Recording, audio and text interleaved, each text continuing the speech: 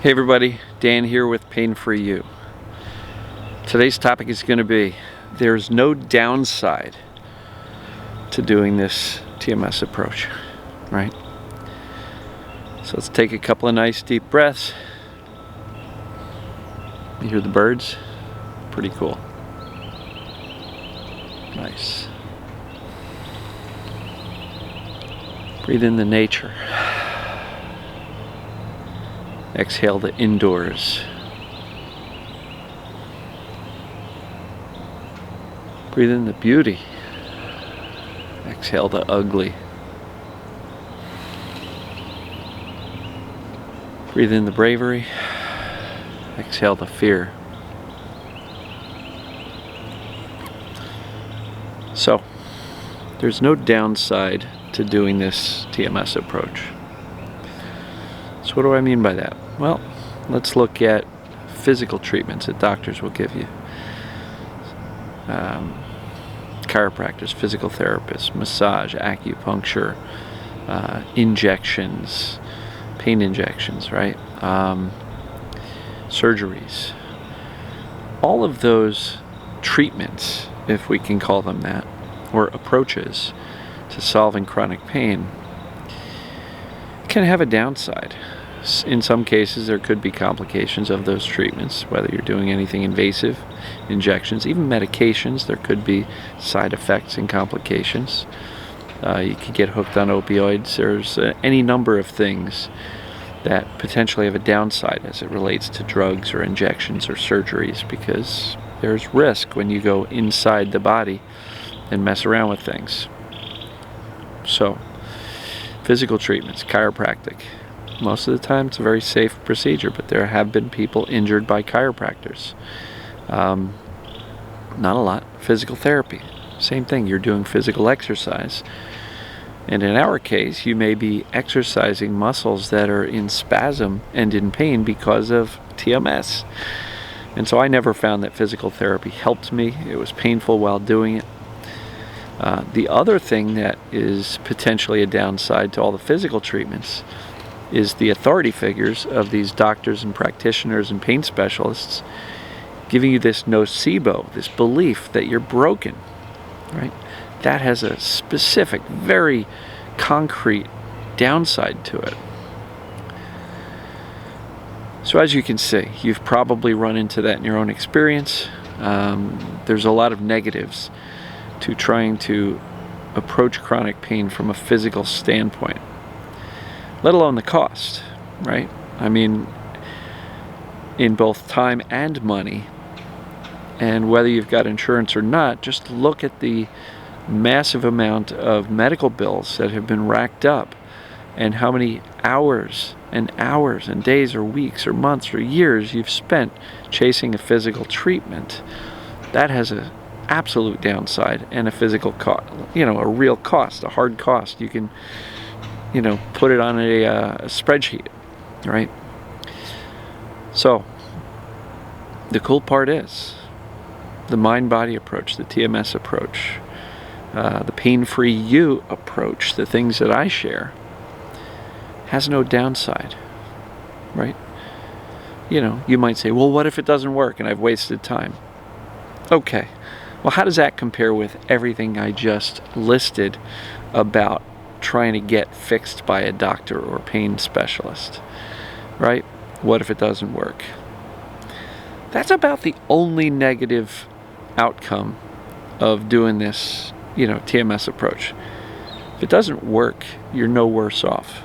And you've probably learned a good bit about yourself, your history, connecting the dots between symptoms throughout your life, and, in the various emotionally difficult times in your life. And some people say, but I'm terrified of my emotions. I don't want to feel my emotions because that's terrifying to me. Well, first of all, that may be why you're in pain in the first place.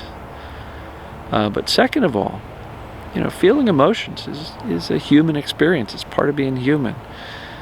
And, once you learn to do that, life takes on a more free feeling to it, right? There's some freedom in the ability to feel emotions.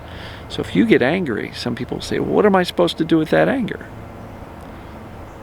Why do you need to do anything with the anger? Just allow yourself to be angry, right?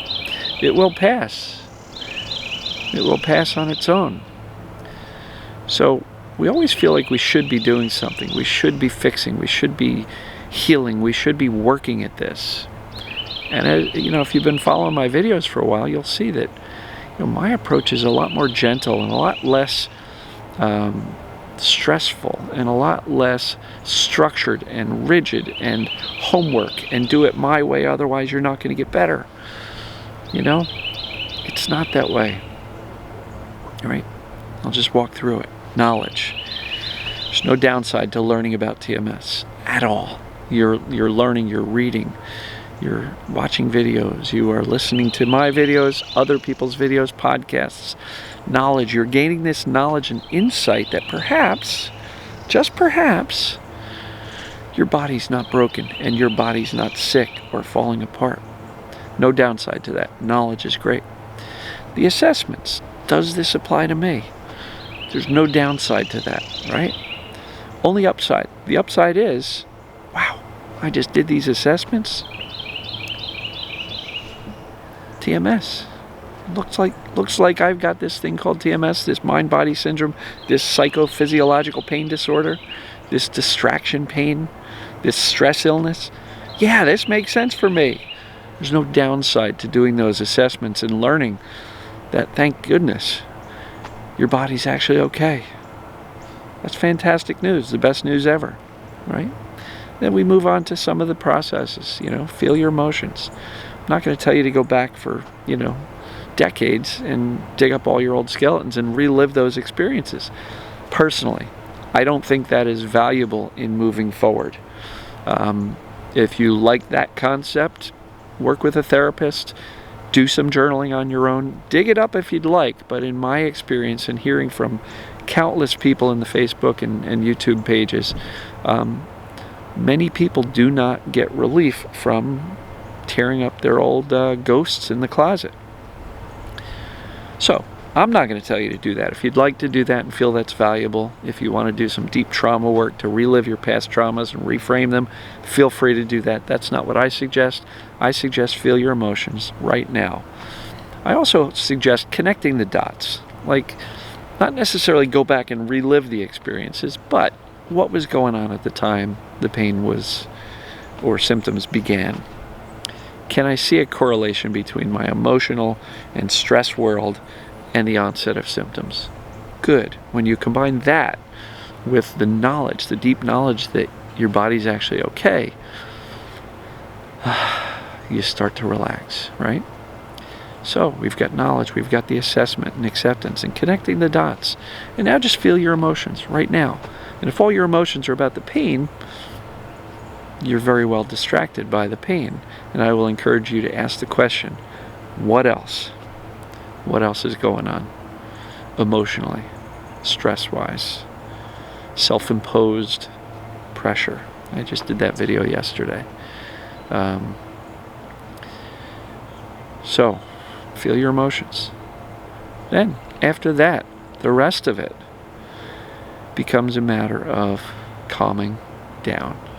So soothing yourself, bringing your body down out of the stress response. That can be just sitting out in nature and listening to the birds.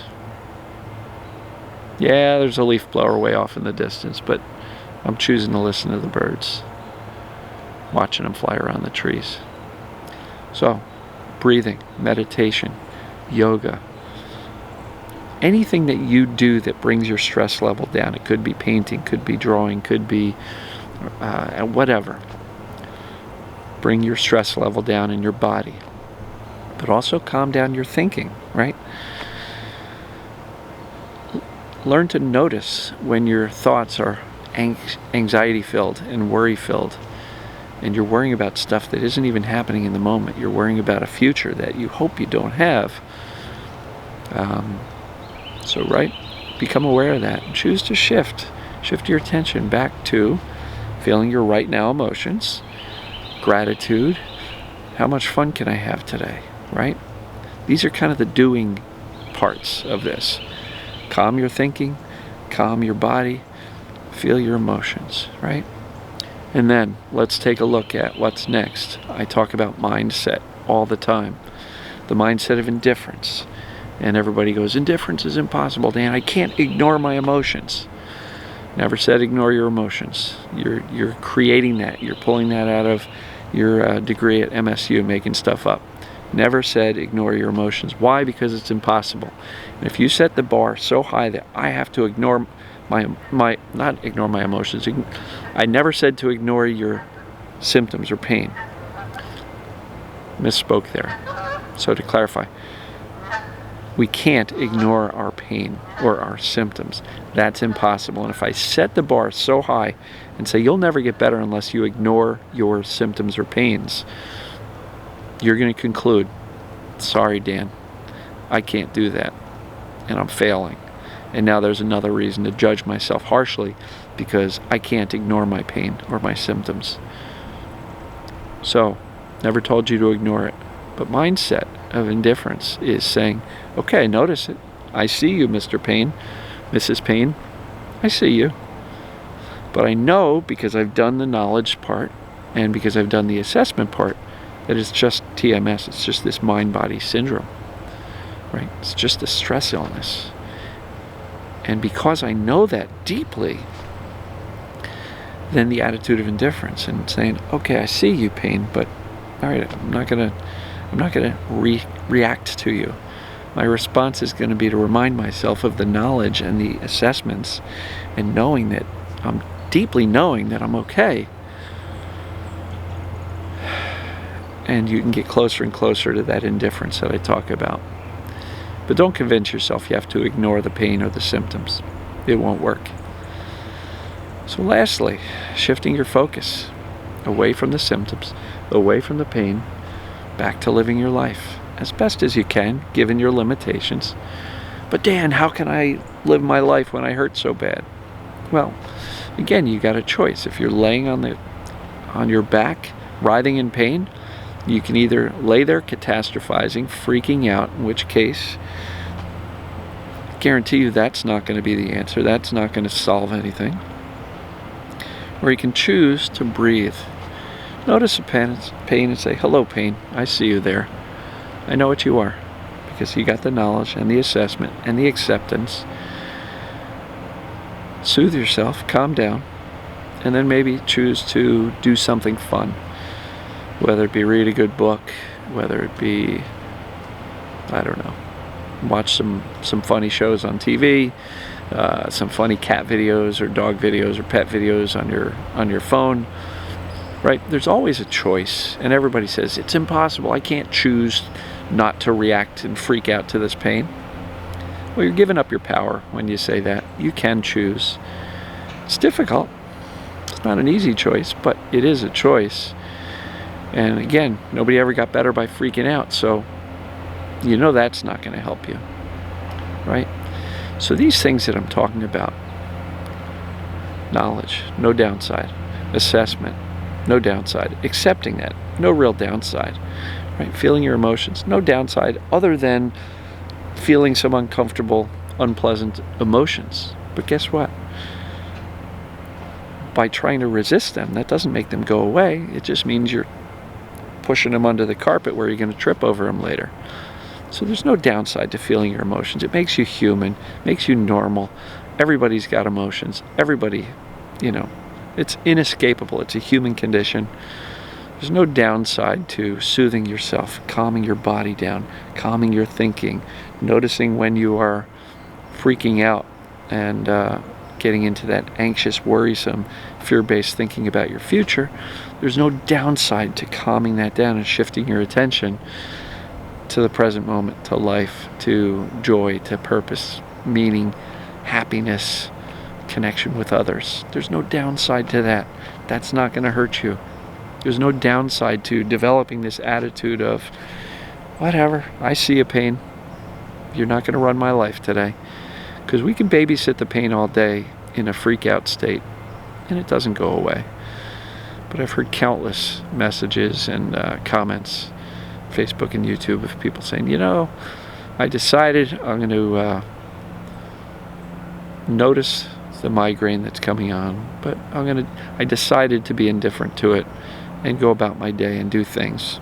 And sure enough, the pain was gone way before it would have had I gone back to bed, curled up in a ball, and, you know, shut the blinds and stayed there for the next 2 days. So there's no downside to taking on an attitude of indifference and saying, all right, pain, you're here, I got it, I accept that, it is what it is, but I'm going to shift my attention to things that are more productive, useful, happy, joyous, purposeful. Like, come on, guys. Babysitting your pain all day is no picnic. Trust me, I did it for well over a decade. It was not fun. So, there's no downside to this approach, to the things that I suggest, right? So what do you guys think? Was this useful? Was this helpful? Because I just really want to frame this approach against the I'm broken, somebody fix me approach. And I'm sorry, between doctors, pain specialists, physical therapists, chiropractors, medications, injections, surgeries, the authority figure with the fancy degree on the wall and the white lab coat telling you that you're broken and you're probably going to be in pain forever. Holy crap. That stuff has a downside. A really, really big one. So look, let's say you commit to this 100% for a period of time and you don't get better. You've learned some things about yourself. You've learned how to calm down, soothe yourself, get out of the anxiety mind. Right? You've learned to not be as reactive and as afraid of your body. Look, decide this. You're not broken. You're not broken physically. You're not broken mentally. You're not broken emotionally. You're a normal human being.